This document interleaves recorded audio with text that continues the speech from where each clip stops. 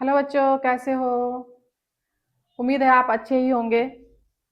आइए आपको आज एक नया चैप्टर 9 क्लास में नया चैप्टर हेरोन्स फार्मूला के बारे में आज बताते हैं कुछ। हेरोन्स फार्मूला जो आपको ऊपर में हम लिख दिए हैं, ये आपका 12वां चैप्टर है। 9 क्लास के बुक में, मैथ के बुक में ये 12वां चैप्टर है। उसी का शुरुआत कर रहे हैं आज। ये जो है अध्याय 12, इसमें त्रिभुज का क्षेत्रफल है।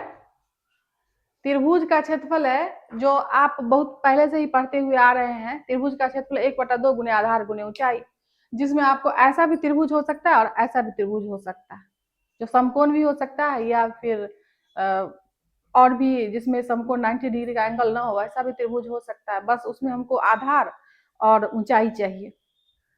तो इस तरह का भी त्रिभुज हो सकता है। तो इसका हम फॉर्मूला यहाँ लिख दिए हैं। 1/2 गुने आधार गुने ऊंचाई, 1/2 into base into height, English में भी लिख दिए। दूसरा फॉर्मूला है समबाहु त्रिभुज का क्षेत्र। समबाहु त्रिभुज कहते किसको है? तो समबाहु, सम मीन्स बराबर, बाहु मीन्स भुजा, जिसकी सभी भुजा बराबर हो। जब सभी भुजा बराबर होंगे तो सभी कोण भी बराबर होंगे। तो सभी कोण यहाँ आपके सामने हम लिख दिए हैं, और सभी तीनों भुजा बराबर। ये नहीं मालूम है कि इसका भुजा है कितना, लेकिन इसको अगर ए से डिनोट करते हैं तो इसका तीनों जो है वो साइड ए हो जाएगा। तो इसका फॉर्मूला होता है √3/4 इंटू भुजा स्क्वायर, जिसको हम भुजा के जगह पर ए दिए हैं तो ए का स्क्वायर। अगर इसमें हमको जो भी डिजिट दिया हुआ रहेगा, जितना भी दिया हुआ 2 4 6 8 जो कुछ भी दिया रहेगा, तो उसके भुजा की जगह पे, साइड की जगह पर हम वही डालेंगे। और आपको पता चल गया कि समबाहु त्रिभुज की सभी भुजा बराबर होती है और सभी कोण 60 डिग्री के होते हैं। जो यहाँ 60 60 60 लिख दिए। 60 60 ही क्यों होते हैं? क्योंकि त्रिभुज के तीनों कोणों का जोड़ जो है वो होता है 180 डिग्री। 180 डिग्री, चूंकि त्रिभुज में 3 कोण होते हैं और 3 से भाग देंगे तो 60 डिग्री आएगा। 180 में 3 से भाग देंगे तो 60 डिग्री आएगा। 60 डिग्री आएगा, इसका मतलब समबाहु, मतलब सभी भुजा बराबर, तो सभी कोण भी बराबर होंगे, और सभी कोण बराबर होंगे तो वो होंगे कितने? तो 60 डिग्री होंगे, जो हम यहाँ इंडिकेशन कर दिए। अब है त्रिभुज की परिमिति। त्रिभुज की परिमिति का मतलब त्रिभुज का बाहरी माप। इससे पहले एक हम परिमिति पर एक वीडियो बनाए थे, उसमें भी आपको हम बताए थे। सिर्फ परिमिति पे बनाए थे और क्षेत्रफल पे, और उसमें आयतन भी था। तो परिमाप की चूंकि चर्चा यहाँ पे हो रही है, तो आप ये समझे कि जब भी हम परिमिति, परिमिति का मतलब बाहर, मिति माने मापना, यानी बाहरी जो माप होगी उसी को हम कहते हैं परिमाप या परिमिति या परिधि। तो इसके त्रिभुज के 3 साइड होते हैं, तो तीनों साइड को क्या करेंगे? उसका जोड़ कर देंगे। तो यहाँ तीनों भुजा का योग, जो इसका साइड है ए बी सी, तो ए बी सी तीनों का प्लस प्लस कर दिए हैं।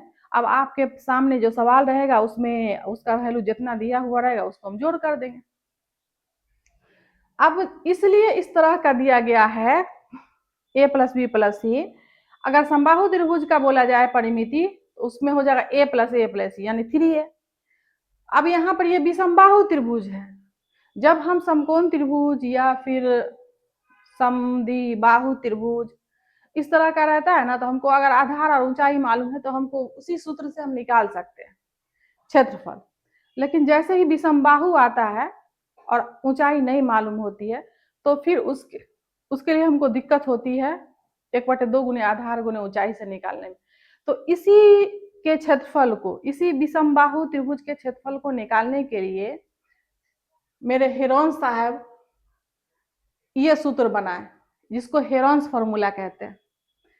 इसमें है क्या कि सबसे पहले त्रिभुज का तीनों साइड का जोड़ कर लेंगे, उसमें 2 से भाग देंगे, जिसको हम अर्ध परिमिति कहते हैं। और जब एस मालूम हो जाएगा ना, तो हमको ये क्षेत्रफल निकलेगा। अगर एस मालूम नहीं है तो हमको क्षेत्रफल नहीं निकलेगा। तो वही एस, यहाँ S into S minus A into S minus B into S minus C, यहाँ लिखे हैं S is equal to A plus B plus C by 2। और ए बी सी क्या है? त्रिभुज की भुजाएं। तो आपको जब भी दे विषमबाहु त्रिभुज और उसका साइड मालूम हो, तो आप हेरोन्स के फॉर्मूला से ही त्रिभुज का क्षेत्रफल निकालेंगे, जिसको हीरो का सूत्र भी कहते हैं। होता है हेरोन्स का सूत्र, तो बच्चे उसको हीरो हीरो याद करते हैं। असल में हीरोन्स का फॉर्मूला, हीरोन्स का सूत्र। हीरोन साहब थे, तो इसको एस पोस्टोफी एस लगा के और यहाँ इस तरह से, मतलब का, हेरोन्स का सूत्र इंग्लिश में हम भी लिख दिए हैं। अब यहां देखिए करना क्या है कि अब हमको ये सूत्र मालूम हो गया है। अब हम जब एक्सरसाइज पे जाएंगे तो फिर इसी सूत्र का इस्तेमाल करेंगे। उसके बाद कुछ बेसिक चीज है, त्रिभुज के तीनों कोनों का योग ये 180 डिग्री होता है, ये आपको मालूम भी होगा और हम लिख भी दिए। समकोण त्रिभुज में क्या होता है, कर्ण स्क्वायर बराबर लंब स्क्वायर जोड़ आधार स्क्वायर, इसकी जरूरत हमेशा पड़ेगी उसमें, इसलिए हम इसको लिख दिए हैं। अगर हम कर्ण नहीं निकाले, अगर हम कर्ण मालूम है, अगर हमको निकालना है लंब, तो लंब स्क्वायर बराबर कर्ण स्क्वायर माइनस आधार स्क्वायर। अगर आधार निकालना है तो कर्ण में से लंब को घटा लेंगे उसके स्क्वायर में से। तो ये हो गया। अब आते हैं हम, ये आपका थ्योरी हो गया इस एक्सरसाइज के लिए, इस अध्याय के लिए, इस मतलब चैप्टर के लिए। अब आपको एक्सरसाइज है 12.1। 12.1 में ये पहला सवाल है। पहला सवाल थोड़ा लंबा है, ऐसे हम पढ़ के बताते हैं। एक यातायात संकेत बोर्ड पर आगे स्कूल है। जैसे हम लोग सड़क किनारे चलते हैं तो लिखा रहता है, एक ट्रायंगल बना हुआ, एक खंबा के ऊपर लिखा ट्रायंगल बना हुआ, उसमें कुछ लिखा हुआ रहता है। कभी लिखा रहता है आगे स्कूल है, कभी लिखा रहता है आगे मोड़ है या तीखा मोड़, इस तरह का कुछ इंडिकेशन दिया हुआ रहता है।